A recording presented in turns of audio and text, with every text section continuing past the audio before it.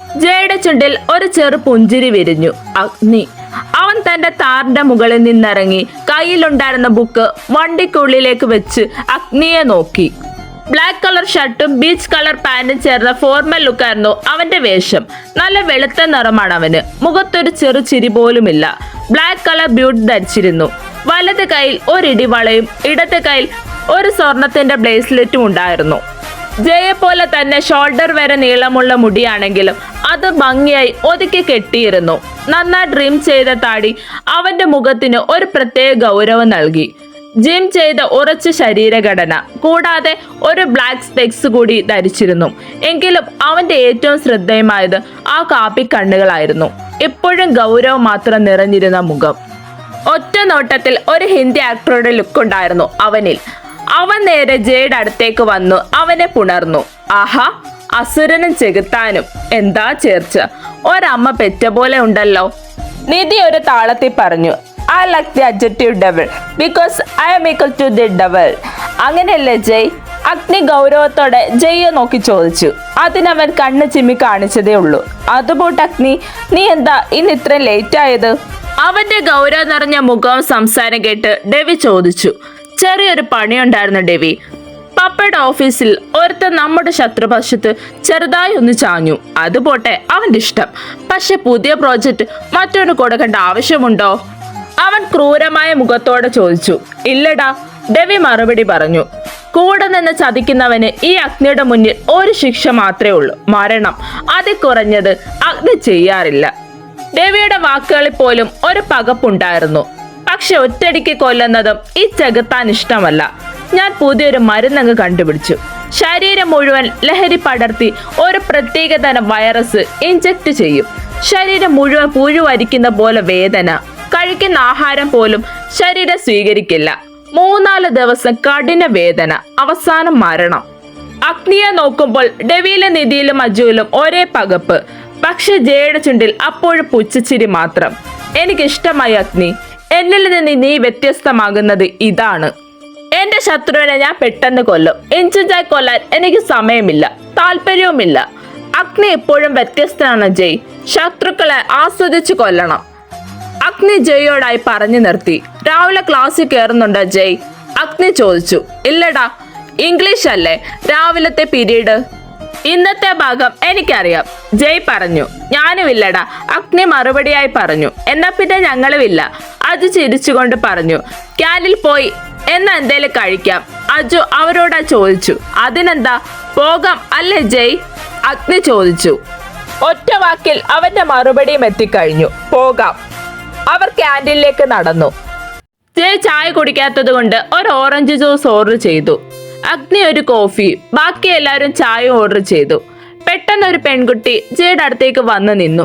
ജയ്, ഞാൻ നിന്നെ ഒരുപാട് സ്നേഹിക്കുന്നു. എനിക്ക് നിന്നെ ഒരുപാട് ഇഷ്ടമാണ്. ഇത് പറയേ, ഞാൻ എത്ര ദിവസമായി നിന്റെ പിന്നാലെ നടക്കുകയാണ്. പ്ലീസ്, നീ ഇല്ലാതെ എനിക്ക് പറ്റില്ലടാ. അവൾ പറഞ്ഞു തീർക്കുന്നതിന് മുമ്പ് തന്നെ ജയ് എഴുന്നേറ്റ് നിന്നു. അവന്റെ ശബ്ദം അവിടെ ഉയർന്നു. നിതാര, എനിക്ക് നിന്നെ ഇഷ്ടമല്ല. ഞാൻ നിന്നെ സ്നേഹിക്കുന്നില്ല. ഒരു പ്രാവശ്യം ഞാൻ പറഞ്ഞതാണ്. ഇനി എന്റെ മുന്നിൽ വന്ന് ഇതൊന്നും പറയരുത്, അവൻ താക്കീതോടെ പറഞ്ഞു. പക്ഷെ അവൾ അത് കേൾക്കാൻ തയ്യാറായില്ല. ജയ്, എന്താ എനിക്കൊരു കുറവ്? എന്തെന്നെ? പറഞ്ഞു തീർക്കും മുമ്പ് അവന്റെ കൈ അവളുടെ കവളിൽ പതിഞ്ഞിരുന്നു. ഒരു പ്രാവശ്യം ഞാൻ ക്ഷമിച്ചു, രണ്ടാമത് ക്ഷമിച്ചു. ഒരു പെൺകുട്ടി ആയതുകൊണ്ട്, വീട്ടിൽ നിന്നെ പോലെ ഒരു അനിയത്തി ഉള്ളത് കൊണ്ടും. പക്ഷെ വീണ്ടും വീണ്ടും ഇത് തന്നെ ആവർത്തിച്ചാൽ, കൈ ചൂണ്ടി ദേഷ്യത്തോടെ അവൻ പറഞ്ഞു. അവൾ നേരെ അഗ്നിയുടെ അടുത്തേക്ക് ചെന്നു. അഗ്നി, നീയെങ്കിൽ ഇവനോട്. പറഞ്ഞു തീർന്നതിന് മുമ്പ് തന്നെ അഗ്നിയുടെ കൈ നിതാരയുടെ കവളിൽ പതിഞ്ഞു. ജയ് നിന്നോട് 2 പ്രാവശ്യം ക്ഷമിച്ചിട്ടുണ്ടാകും. പക്ഷെ അഗ്നി അങ്ങനെയല്ല. ക്ഷമ എന്ന വാക്കിന് അഗ്നിയുടെ ജീവിതത്തിൽ വലിയ വിലയില്ല. പിന്നെ സ്ത്രീകളുടെ മേൽ കൈ ഉയർത്തുന്നത് എനിക്കിഷ്ടമല്ല. പക്ഷെ നീയൊക്കെ അതിര് കടന്നാൽ എങ്ങനാ? അവന് താല്പര്യമില്ലെന്ന് പറഞ്ഞാൽ അതിനർത്ഥം ഇല്ല എന്ന് തന്നെയാണ്. അല്ലാതത് ഉണ്ടെന്ന് സ്ഥാപിക്കാൻ നോക്കരുത്. അഗ്നിയോട് സംസാരിക്കുമ്പോൾ അത് സൂക്ഷിച്ച് സംസാരിക്കണം. ഇല്ലെങ്കിൽ ഇഞ്ചി കടിച്ച കുരങ്ങിന്റെ അവസ്ഥയായി പോകും. നിധി ഇടയിൽ കയറി പറഞ്ഞു. ദേഷ്യ അപമാനം കൊണ്ട് വിറച്ച് അവൾ അവിടെ നിന്ന് നടന്നുപോയി. കുറിച്ചു വെച്ചോളാം അഗ്നി, നിങ്ങളെ 2 പേരും തെറ്റിച്ചിട്ട് ഇനി എനിക്ക് വിശ്രമമുള്ളൂ. ആ അവസ്ഥയിലും അവൾ അഹങ്കാരത്തോടെ ചിന്തിച്ചു. അടിക്കേണ്ടായിരുന്നു, ഡെവി പറഞ്ഞു. പിന്നെ പറഞ്ഞ മനസ്സിലാവാത്തവളോട് എന്ത് പറഞ്ഞിട്ട് കാര്യമില്ല ഡെവി. കൊടുക്കേണ്ടത് കൊടുക്കേണ്ട സമയത്ത് കൊടുക്കാതിരുന്നാൽ പിന്നെ അത് ശല്യമായി തുടരും, ജയ് പറഞ്ഞു. ഡെവി ഒന്ന് മൂളി. അങ്ങനെ ആ ദിവസവും കടന്നുപോയി.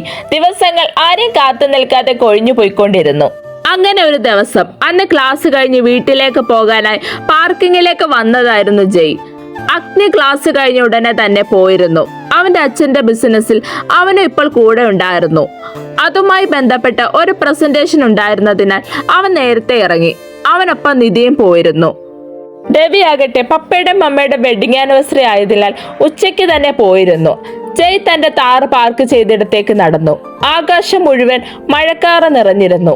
കോളേജിന് കുറച്ചപ്പുറത്തായി +2 ലെവൽ സ്കൂളും ഉണ്ടായിരുന്നു. എല്ലായിടത്തും ഒരേ സമയം ക്ലാസ് കഴിഞ്ഞതുകൊണ്ട് കുട്ടികൾ വീട്ടിലേക്ക് പോകുന്നതിനുള്ള തിരക്കിലായിരുന്നു.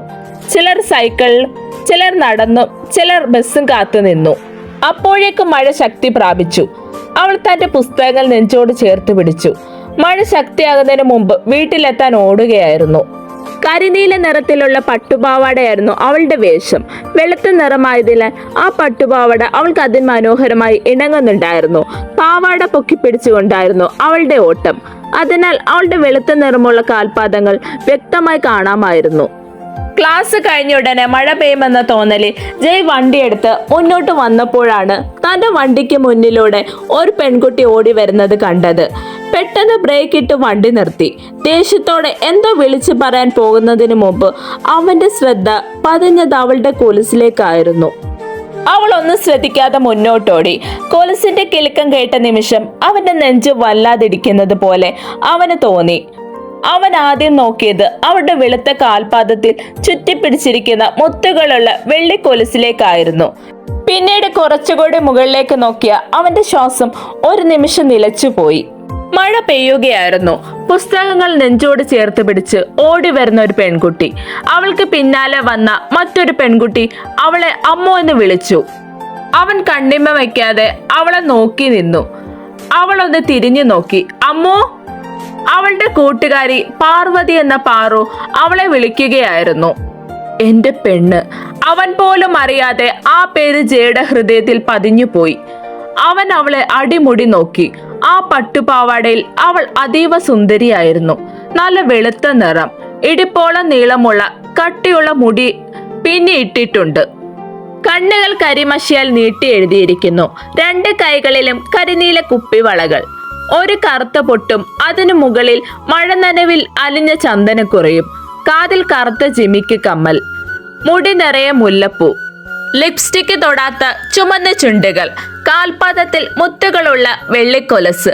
പാവാട പൊക്കിപ്പിടിച്ചതിനാൽ വലത്തെ കാലിന്റെ കുറച്ചു മുകളിലായി ഒരു വലിയ മറുകം കാണാമായിരുന്നു. ജയുടെ സമനില തെറ്റിക്കാൻ പാകത്തിലുള്ള ഒരു നാടൻ പെൺകുടി. അമ്മോ, നിൽക്കു പെണ്ണെ, ഞാനും കൂടെ. പാറുവായിരുന്നു.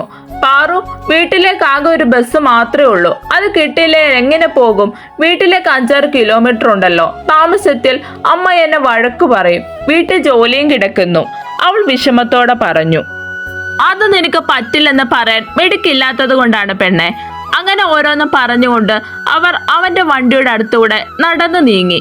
പക്ഷെ അവൻ മാത്രം അവിടെ തന്നെ നിന്നുപോയി. എന്റെ പെണ്ണ്. ഒരു നിമിഷം ശ്വാസം എടുക്കാൻ പോലും മറന്ന് അവൾ പോകുന്നത് നോക്കി നിന്നു. അമ്മു.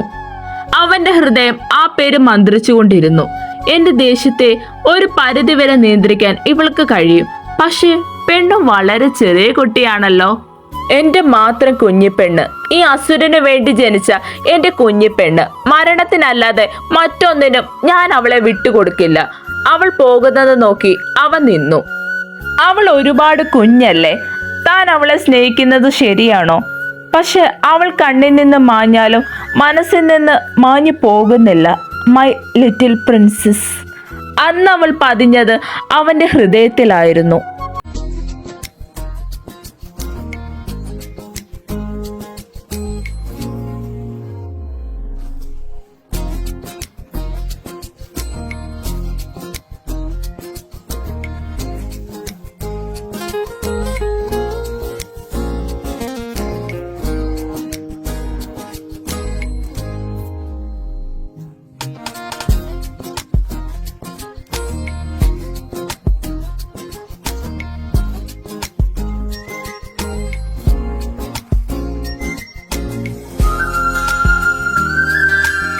ആ ഗാനം താറിലാകമാനം അലയടിച്ചുകൊണ്ടിരുന്നു.